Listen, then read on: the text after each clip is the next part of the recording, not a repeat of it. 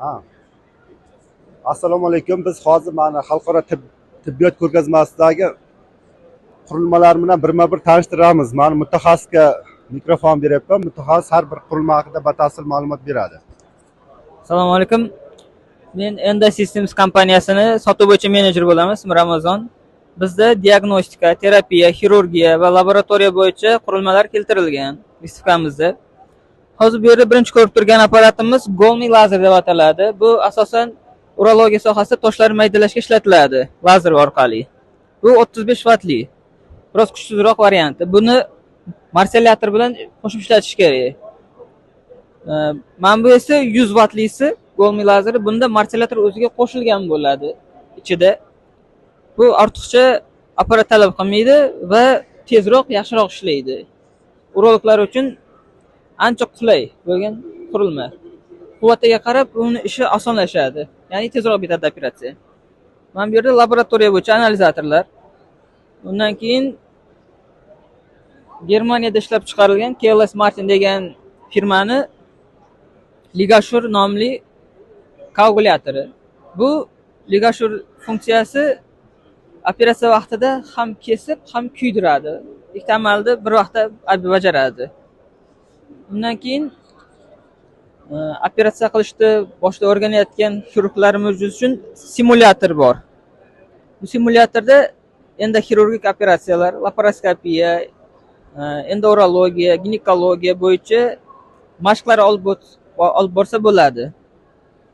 Bunda ichida kamera joylashgan va o'zining elementlari bor. Xuddi operatsiyada odam ichida nima bo'lsa, o'shanga o'xshatib qilingan. Bunda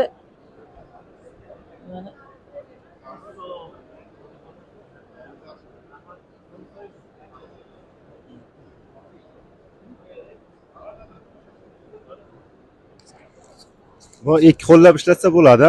Bir ishlatib batafsil ko'rsatib bering.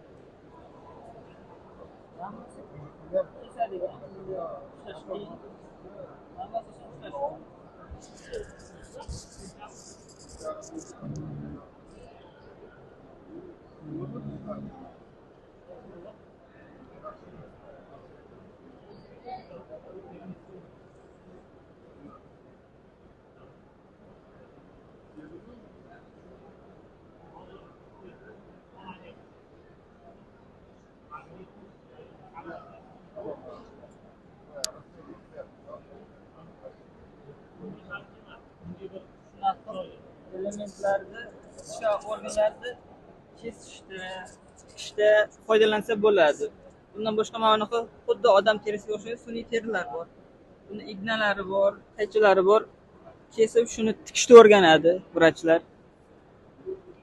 Odam tanasini tikishni o'rganadi. Bunda endoxirurgiya bo'yicha qon ketkazmasdan, kesmasdan operatsiya qilinadi. O'shani o'rganadi bunda. Simulyator. Bu o'quvchilar uchun bu apparat demak o'quvchilar uchun. Bu original. Bu yasama qorin, odam qorni. Buni asosan universitetlarda va xususiy klinikalarda malaka oshirishda ishlatiladi. Xirurglar, bo'lajak xirurglar ishlatadi o'rganishga. Undan keyin bizda operatsion stoykalarimiz kelyapti. Bu yoq bilan o'tsak,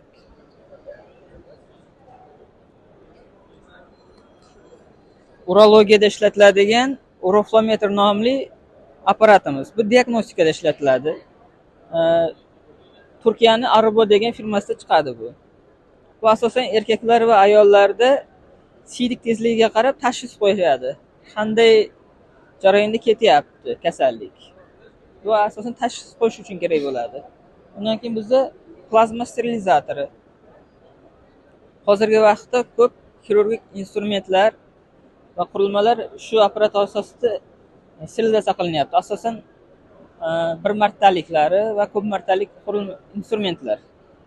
Bunda perix vodorod orqali sterilizatsiya qilinadi. Instrument oldin upakovka qilib olinadi, upakovочный mashinada va bunga solinadi. Solingandan keyin mana bu yer ochiladi, bu yoqqa kasetasi ketadi. O'zining kasetasi bo'ladi.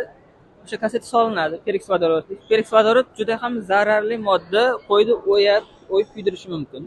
Shuning uchun bizda kasseta ishlatiladi. Boshqalarda oddiy quyiladigan bo'ladi. Unisi juda xavfli. O'sha qo'yilgandan keyin kasseta bu sterilizatsiya qilib chiqarib beradi. Bu afzallik jihati past haroratda sterilizatsiya qiladi. 35 gradusdan 55 gradusgacha. Bunda plastik instrumentlarni ham sterilizatsiya qilsa bo'ladi. Keyin bizda rentgen apparati, siduga deb nomlanadi. Bu xirurgiyada ishlatiladi. Asosan operatsiya jarayonida qayerida nima bo'layapti, o'shani ko'rib olish uchun.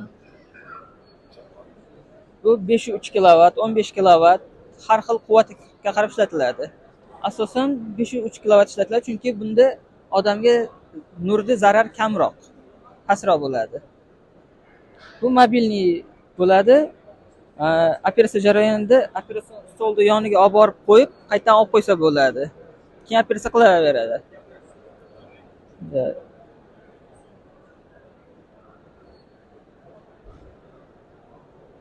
Bu yerda odam anatomiyasini ko'rsatadigan apparatlarimiz. Keyin bizga keladi reabilitatsiya uchun apparatlar. Bu Xitoyning Visha degan kompaniyasi tomonidan ishlab chiqariladi. Bular представительlar o'sha Xitoyning kompaniyasining. Mana bu TMS apparati, yonidagi magnitli stimulyator tos sohasi uchun. TMS apparati nevrologiyada ishlatiladi. Epilepsiya, tutqanoq, uyqusizlik, keyin har xil bosh og'riqlari, shunaqalarni davolaydi. Mana bu o'zini elektrodi bor, datchigi. Bu bosh atrofida to'qima tochkalar bor, nuqtalar. O'shanga o'lchab qo'yiladi, to'g'rilab tochkasiga. O'sha orqali impuls jo'natiladi, magnitli.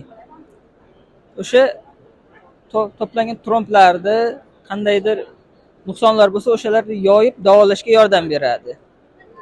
Impuls orqali. Bu har doim sovutib turiladi, ichida axlojeniyasi bor. Bunga ionlari olingan suv qo'yiladi. Oddiy suv bo'lmaydi. Undan keyingisi tos sohasi uchun stimulyator. Bu asosan prostata, siydik ushlanmaslik va tug'ruqdan keyin jarayonlarda ayollar salomatligini tezroq tiklash uchun ishlatiladi. Tagida magniti bor, o'sha magnit stimulyatsiya qilib beradi. Keyin Kegel funksiyalari bor buni. Hozirda O'zbekistondagi eng yangicha innovatsion qurilma. Boshqalarda hali bunaqasi yo'q. Oddiylarroq. Buni ishlatib ko'rsak bo'ladimi? Bo'ladi. Buni ishlatib Heidi, can you? Yes, sure. O'tirib ko'rasizmi o'zingiz? erkaklar uchun nima uchun? Farqi yo'q buni. Farqi yo'q. You want to try Prostata erkaklarda ham bo'ladi, siydik ushlanmaslik. You want to try the TMS? Yeah. No. Pellet. Magbel. Okay. Please sit down. He is my teacher. Oh, your teacher. Yes. Oh. Tashkent Technical University. Did you Professor.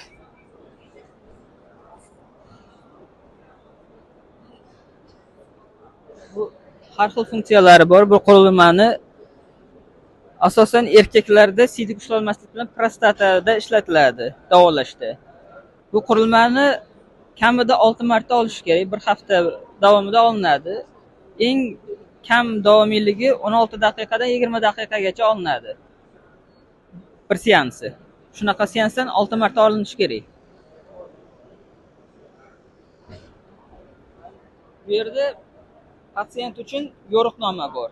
Bu yerdan boshqarib bo'lmaydi, faqat buyruqlarni ko'rib o'tiradi patsient.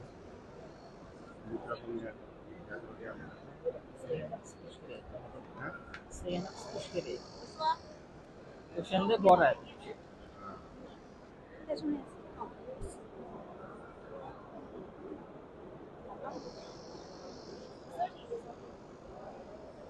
Ko'tarsinmi? Yo'q.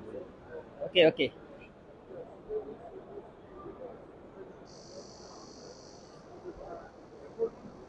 Yoqmasa ayting to'xtatadi. Bu hozir pastda turibdi.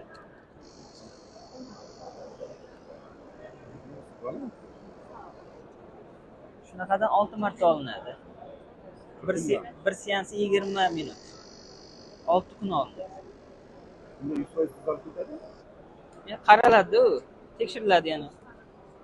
U vrachga bog'liq. Sizga qanaqa tashxis qo'yishiga. Tushuntirib bering, farhodiga buni ishlash. Ha? Воспалительный процесс bo'lsa bo'lmaydi, lekin rastoviy prosessda zo'r ishlaydi bu. MSLlarning anaqasi bo'lsa-da, Undan kuchli bu. ha, bo'lishi mumkin. Funksiyasi ham ko'p. 5.5 ta. 33 ming. BTLdan ancha arzon va kuchli bular. Ay, bitir, biz brendiga qilamiz. Hozir BTL brendiga qilamiz. Magnit sotamiz, biz ham nemeski. 24 ming dollar. Bularda 70 ming dollar. Qaysi eshik induktivniy magnitmi? Zimmer bizda. Ha, Zimmer bor edi-yu. Bularda 2 Tesla shunaqa. Bir Tesla, bizda 3 Tesla.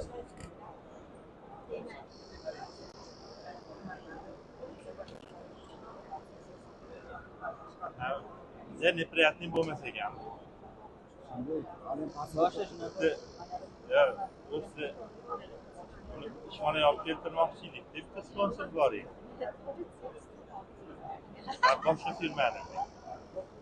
Buni BTL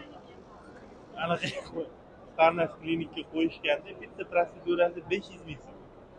Bitta protsedura. Sabadormi ishlaysizmi? Sabadormi? Sabadormi, savol-ishlayman. Sabadormi, xonadonga olaman. Sabadorni ko'ribsizmi? Reklamasiga ko'radi. Qachon? Qancha bo'ldi? Ana Uchtepa tarafdagi filialda. Qancha bo'ldi ko'rgan? Ancha bo'ldi. Yo'q. Yarim ming oshib ketdi. Yoqmasa to'xtatamiz. Bo'ldi. Haydi. Stop.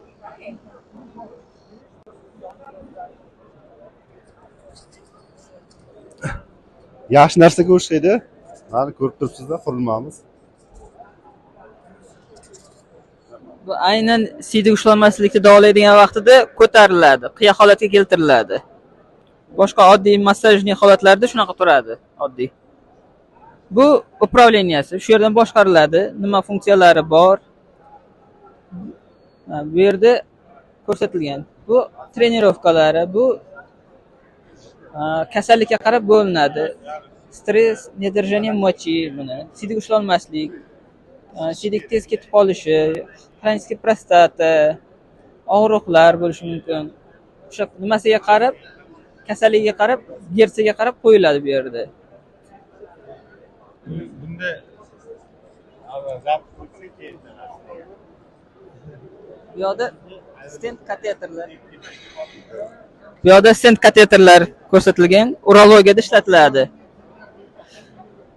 Keyingi apparatimiz artroskop apparati, Germaniyaning Tekno firmasiga tegishli. Bu travmatologiyada ishlatiladi.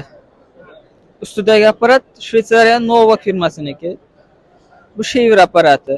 Bu travmatologiya, lor sohalarida ishlatsa bo'ladi. Yonidagi apparat lipoaksiya deb ataladi, Liposurge. Bu ham Shveysariyaniki. Bu ortiqcha yog'larni olishda ishlatiladi. Keyingi apparatlarimiz proktologiya, laparoskopiya, abdominalniy xirurgiyada ishlatiladi. Oshqozon keshish amaliyotlari, ortiqcha narsalarni olishda, proktologiyada gemoroidni olishda ishlatiladi. Bu tepadagilari trakarlar, qoringa tiqiladi, одноразовый bular. Endi bir xil kasallar bor, yuqumli bo'lishi mumkin. AIDS bor. O'shanaqalarda ishlatiladi ko'proq. Tagidagi bu instrumentlarimiz spinalniy xirurgiyada ishlatiladi, neyroxirurgiya. Tagidagi mana shu apparatlar kasetasi. Xuddi shu apparat ham kesadi, ham tikadi oshqozonni. Shu orqali oshqozon kichraytiriladi. Bundan keyingi apparatlar fizioterapiyada ishlatiladi. Lazer apparati, artroz, artritlarda davolashda ishlatiladi. Keyingisi udarno-volnovoy apparat. Undan keyin gidrokolonoterapiya apparati. Bu ichaklarni yuvishda ishlatiladi, klizmada. Bular hammasi Germaniya mahsuloti.